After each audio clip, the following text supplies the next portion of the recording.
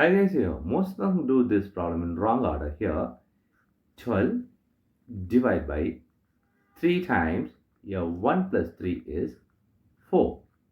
Now this 12 divided by 3 times 4 is, again it is 12. Now this is very easy, right? 12 divided by 12 is 1 is the wrong answer.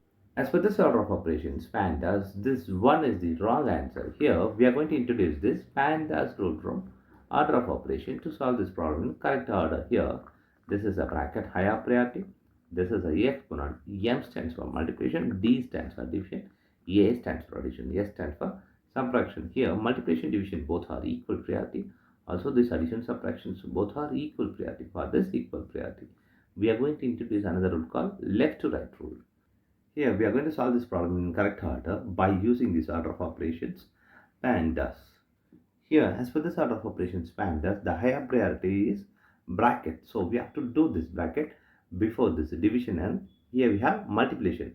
So 12 divided by 3 times, here bracket is 1 plus 3 is here 4.